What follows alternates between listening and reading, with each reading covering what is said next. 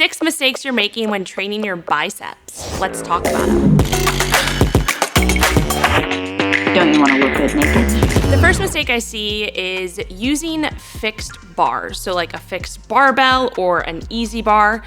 Those can be okay for some people, but if we think about our natural body structure, everybody is different, right? Everybody has different anatomies, everybody is built a little bit differently. So if you are using a straight bar or something where it has your hands in a fixed position, it might actually be limiting your output for what you're trying to get out of that movement. So if we think about something called the carrying angle, if you put your arms down by your side and you face your palms out, and then you flex your elbows up, you might see that your arms actually come in kind of a Y angle or a pyramid angle. So this is your natural carrying angle. And when you're using a fixed bar or something that basically fixes your hands in a certain position, it could cause you to come in a position that your body's naturally not wanting to go in. And so what that can do is actually reduce the output in the muscle tissue that you're trying to train. So that's why I like using dumbbells or cables, specifically when training movements like biceps or triceps. Again, it's because if you are using a fixed bar, it's basically forcing you into a position that your body might not want to go. And so it's limiting the output that you're getting out of that movement. So the next mistake is actually letting your shoulder or your upper arm move a lot during the movement when you're trying to just flex at your elbow. So when we're training biceps, we want to focus on that elbow flexion and not really letting anything else move. So if your shoulders are moving a lot, if you're coming up too high and you're letting your shoulder come a lot in front of you, that can be a mistake because you're basically taking away from the output of your actual bicep muscles or your other forearm muscles like your brachialis and brachioradialis. You don't really need to know that.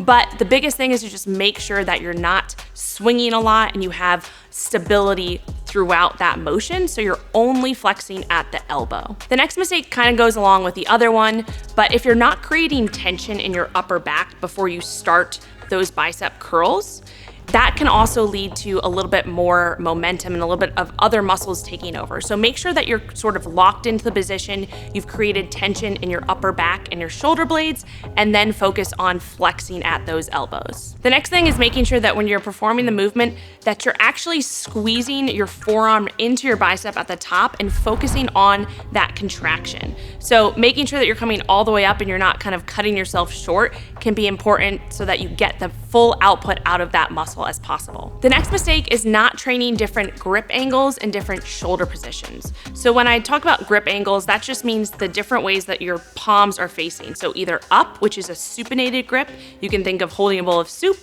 neutral, which is your palms facing each other, and then pronated or reverse grip, which is your palms facing down to the floor. So it's gonna be important to train those different grips so that you can hit different areas of those bicep muscles. And then also training with different shoulder angles. So when I say that, all that means is making sure that you're training with your shoulder slightly behind you in an extended position. Make sure that you're performing movements where your full arm is by your side, so your shoulder's in that neutral position.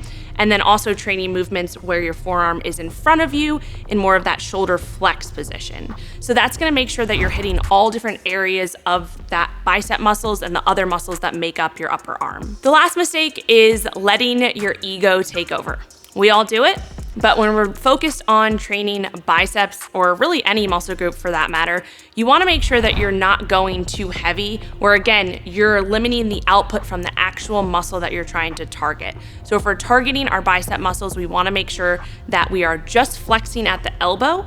If we go too heavy, other muscles can come into the picture and can actually decrease the output from what we're trying to train, which is our biceps. It's also important to go heavy enough though. So you don't wanna go too light where you're not getting enough out of it, where you're doing tons of reps and you're not really getting to that fatigue point that you need to get to in order to stimulate that muscle. So just make sure that you're not going too heavy and you're not going too light, and you're focusing on the execution and proper technique to get the most out of the movement. So those are 6 common mistakes that may be limiting you from growing your biceps. So just make sure to pay attention to those throughout your training and you'll be good to go.